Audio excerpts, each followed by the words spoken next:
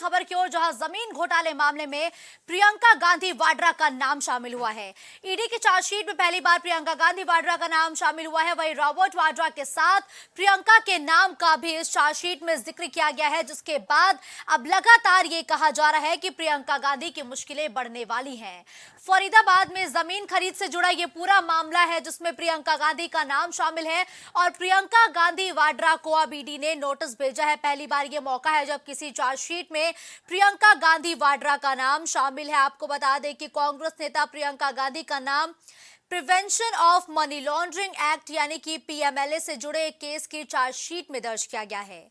ED ने बताया कि कांग्रेस के पूर्व अध्यक्ष सोनिया गांधी के दामाद रॉबर्ट वाड्रा और उनकी बेटी प्रियंका गांधी वाड्रा ने दिल्ली के रहने वाले रियल एस्टेट एजेंट के जरिए हरियाणा में जमीन खरीदी और इस एजेंट ने एनआरआई बिजनेसमैन सीसी थम्पी को भी जमीन बेची। और ईडी का कहना है कि वाड्रा और थम्पी के रिश्ते काफी लंबे समय से हैं और दोनों एक जैसा व्यापार करने के अलावा भी कई काम मिलकर करते हैं। ये एक बड़ा मामला है जो भगोड़े हथियार डीलर संजय भंडारी से संबंधित है। वही भंडारी की मनी लॉन्ड्रिंग, विदेशी मुद्रा और काले धन कानूनों के उल्लंघन और आधिकारिक गोपनीयता अधिनियम के तहत कई एजेंसियां जांच कर रही हैं। और पहली बार किसी चार्जशीट में प्रियंका गांधी वाड्रा का नाम शामिल हुआ है, जिसको लेकर अब लगातार अटकलें हैं कि प्रियंका गांधी की मुश्किलें बढ़ने वाली है। ईडी ने अपनी चार्जशीट में पहली बार प्रियंका गांधी के नाम का जिक्र किया, हालांकि उनका नाम आरोपी के तौर पर अभी दर्ज नहीं किया गया है। ईडी के चार्जशीट में प्रियंका के नाम का उल्लेख जमीन खरीद के आरोपी से जुड़े होने के संदर्भ में किया गया है। इस चार्जशीट में प्रियंका के साथ उनके पति रॉबर्ट वाड्रा का भी जिक्र है।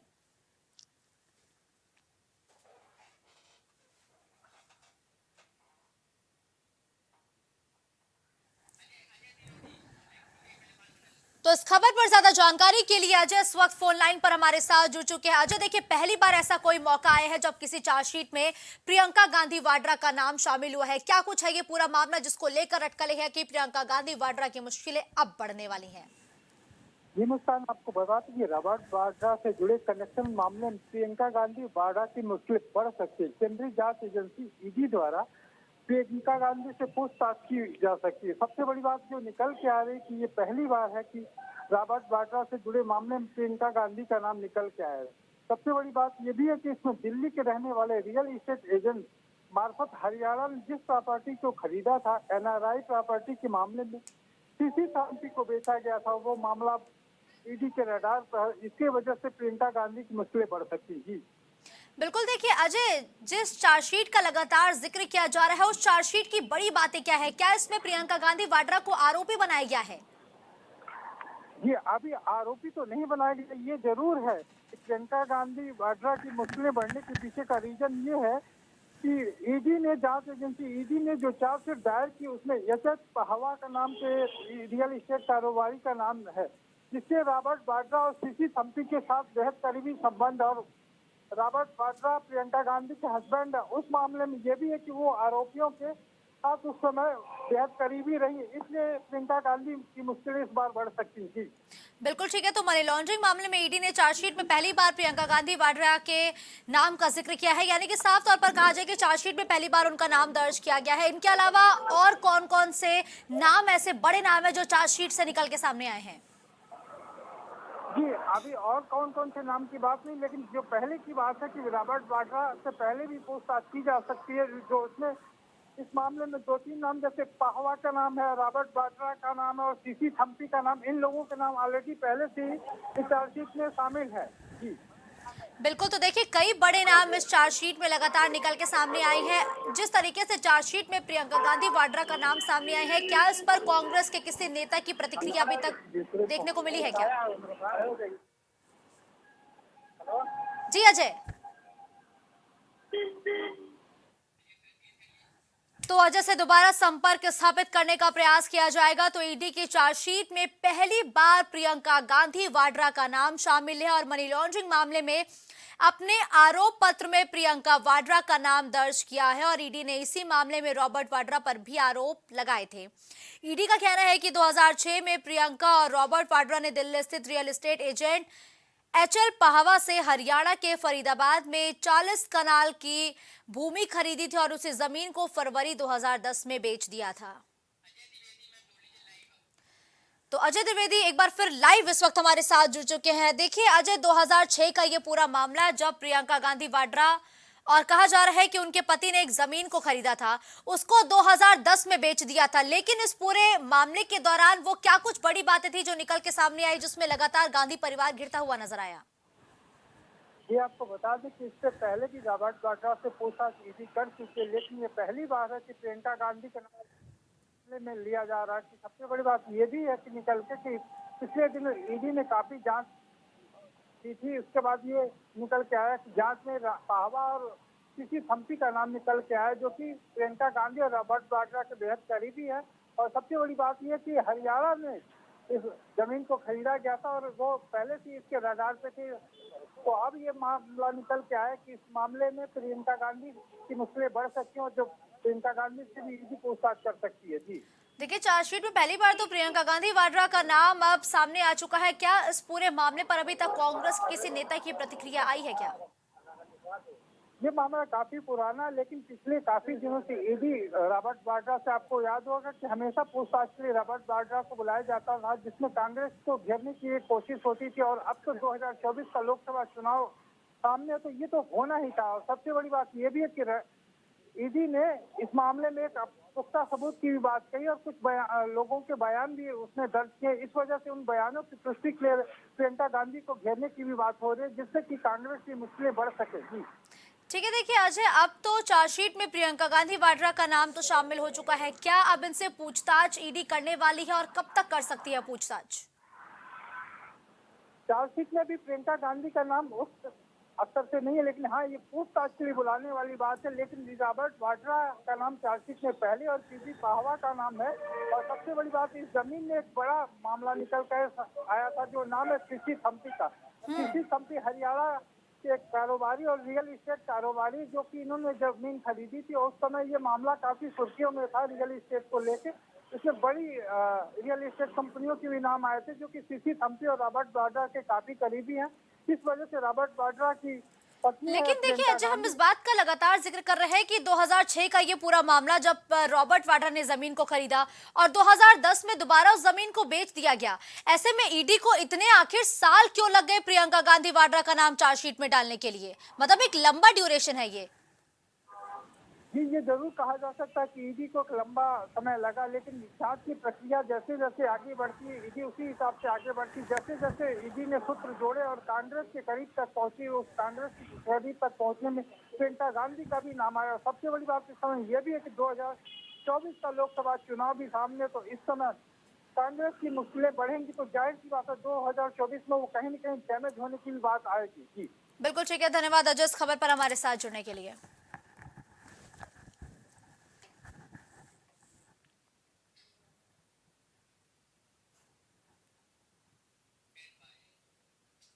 लोकसभा चुनाव में इंडिया अलायंस को लेकर बहुजन समाज पार्टी यानी कि बसपा के सांसद मलूक नागर ने बड़ा दावा किया। मलूक नागर ने कहा कि जब तक मायावती साथ नहीं आएंगी, इंडिया गठबंधन का कोई वजूद नहीं होगा, वो बीजेपी को नहीं रोक पाएंगे। बसपा सांसद ने कहा कि हालांकि अंतिम फैसला मायावती को ही लेना है, लेकिन मुझे लगता है कि अगर माफी मांगी जाएगी और प्रधानमंत्री का चेहरा घोषित किया जाएगा तो मायावती जरूर उनके साथ आएंगी। तो बसपा सांसद के बयान से एक बार हलचल बढ़ गई है, क्योंकि बसपा सांसद मलूक नागर ने कहा है कि अगर भारतीय जनता पार्टी के विजय रथ को रोकना है तो ऐसी स्थिति में इंडिया गठबंधन को मायावती का साथ लेना ही होगा। इस दौरान साफ तौर पर कहा जा रहा है कि क्या बसपा अब इंडिया गठबंधन में शामिल होना चाह रही है। यही वजह है कि ऐसे तमाम बड़े बयान दे रही है। बिना मायावती के गठबंधन का कोई वजूद नहीं है, ये बसपा सांसद ने बयान दिया है, जिसके बाद से लगातार सियासी गलियारों में हलचल तेज हो गई है कि आखिर आगे आने वाले दिनों में क्या तस्वीर देखने को मिलेगी। क्योंकि अभी तक की जितनी भी प्रेस कॉन्फ्रेंसेस हुई है, जितनी बार भी मायावती ने संबोधित किया है, साफ तौर पर मायावती ये कहती हुई नजर आती हैं कि वो एकला चलो की राह पर है, यानी कि वो 2024 का चुनाव अकेले लड़ने वाली हैं। इसी बीच बसपा के सांसद का एक बड़ा बयान आया, जिसमें साफ तौर पर कहा कि अगर मायावती को पीएम उम्मीदवार घोषित किया जाता है तो बसपा इंडिया के साथ आ सकती है, क्योंकि मायावती को साथ लाए बिना भारतीय जनता पार्टी के विजय रथ को रोकना मुश्किल है, ये बयान दिए गए हैं मलूक नागर की तरफ से। आमिर रिजवी इस खबर पर ज्यादा जानकारी के लिए हमारे साथ जुड़ चुके हैं। आमिर, देखिए, एक तरफ बसपा सुप्रीमो कहती है कि वो 2024 का लोकसभा चुनाव अकेले लड़ेंगी, तो दूसरी तरफ उनके सांसद अब मलूक नागर ये कहते हुए नजर आते हैं कि बिना मायावती को साथ लिए इंडिया गठबंधन का जीतना मुश्किल है। ये एक ही पार्टी की तरफ से दो बयानों के क्या मतलब निकाले जाए? जी देखिए, ये लोकसभा का चुनाव है और बीएसपी जो है अभी तक उसने घोषणा नहीं की है कि हम किसके साथ हैं कि नहीं। इससे पहले भी मायावती का बीएसपी की तरफ से बयान आया था कि वो चुनाव अकेले लड़ेंगी और उन्होंने ये भी कहा था कि चुनाव है, इसमें किसी भी समय किसी की भी जरूरत किसी को भी पड़ सकती है। तो मायावती जो है बहुत ही पुरानी और कद्दावर नेता है, वो ये बात जी। जानती हैं बहुत अच्छी तरह से कि राजनीति है, इसमें बहुत संभावनाएं हो सकती हैं, कभी भी हो सकती है। दूसरी बात यह है कि जो मायावती हैं कई दिनों से दिल्ली में हैं और चुनाव का समय भी है, गठबंधन की मीटिंग भी हो रही है, हालांकि वो गठबंधन में शामिल नहीं हुई हैं। अब वो एक ऐसा सांसद जो है उनका ऐसा कहना है कि अगर मायावती को गठबंधन का चेहरा बनाया जाए, मतलब बिल्कुल, जो उनको देखिए आमिर, क्या प्रधानमंत्री के ये रूप में। बसपा की तरफ से संकेत है कि आगे आने वाले दिनों में बसपा भी इंडिया गठबंधन के साथ खड़ी हो सकती है? मायावती पहले ही कह चुकी हैं कि राजनीति में जो है कुछ भी कभी भी हो सकता है, किसी की भी जरूरत पड़ सकती है। तो ये कोई बहुत बड़ी बात नहीं होगी कि बीएसपी भी गठबंधन में शामिल हो जाए। ठीक है, देखिए आमिर, अगर जिस तरीके से मलूक नागर जी ने जिक्र किया है कि मायावती के बिना बीजेपी के विजय रथ को रोकना लगभग नामुमकिन है, ऐसे में अगर मायावती वाकई में इंडिया गठबंधन के साथ चली जाती है तो बीजेपी को किस तरीके से इसका नुकसान होगा?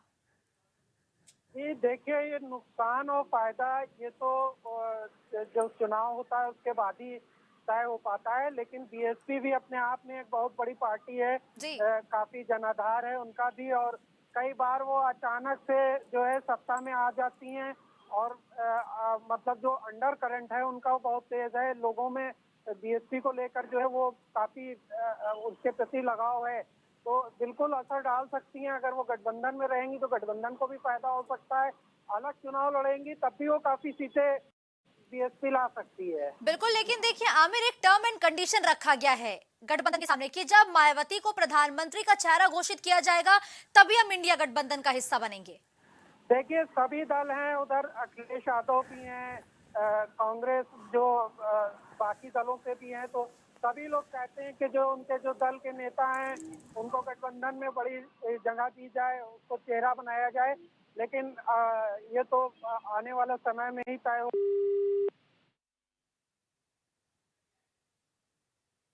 बिल्कुल ठीक है, धन्यवाद आमिर इस खबर पर हमारे साथ जुड़ने के लिए।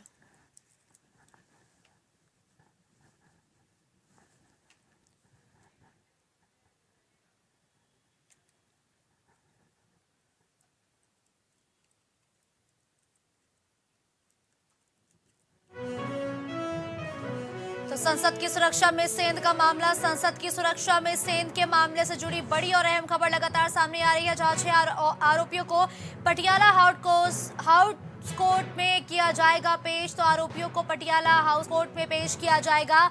दिल्ली पुलिस ने आरोपियों के पॉलीग्राफ टेस्ट की मांग की है, तो दिल्ली पुलिस ने सभी आरोपियों के पॉलीग्राफ टेस्ट की मांग की है और 2 जनवरी को अब मामले की अगली सुनवाई होनी है, लेकिन उससे पहले अभी सभी आरोपियों को पटियाला हाउस कोर्ट में पेश किया गया है। तो संसद की सुरक्षा में सेन का मामला है, जहां लगातार आरोपियों से पूछताछ का दौर जारी है। आप सभी को बता दें कि संसद के अंदर सभी 4 लोगों ने जमकर उत्पात मचाया था। इस दौरान 2 लोग संसद की कार्रवाई के बीच भी कूद गए थे। इसी मामले पर लगातार पूछताछ का दौर जारी है। आरोपियों की गिरफ्तारी हो चुकी है, जिस पर अगली सुनवाई 2 जनवरी को होनी है।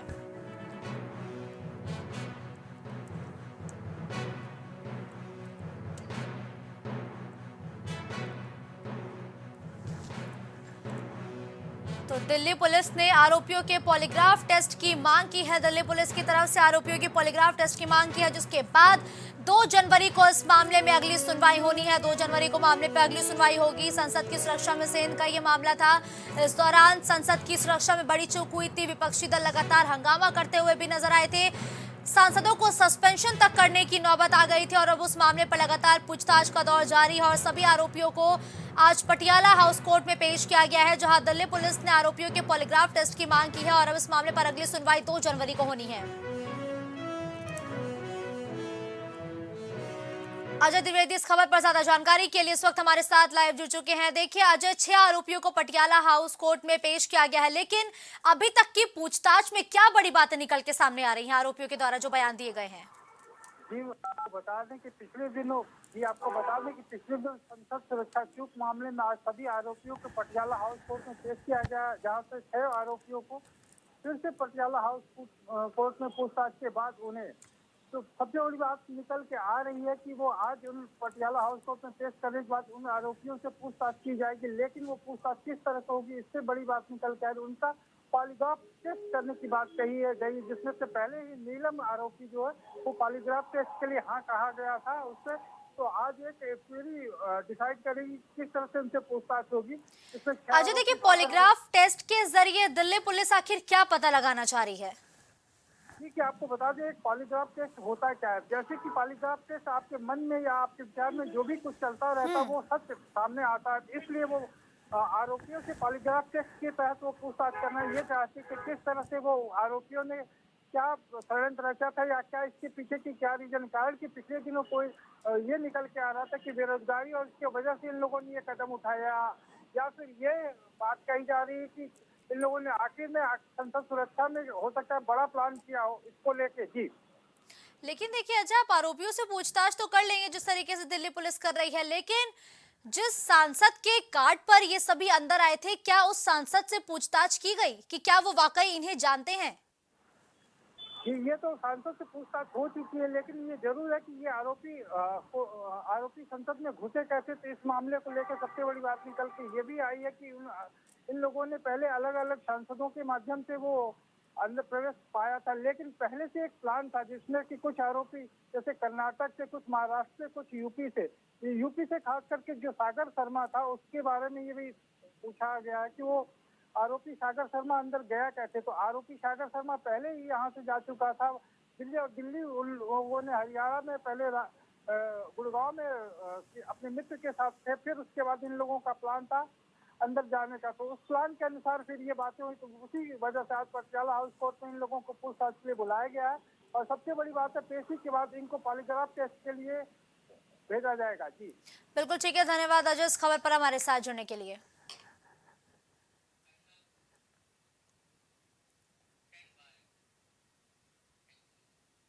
इस बुलेटिन में फिलहाल के लिए बस इतना ही। देश और दुनिया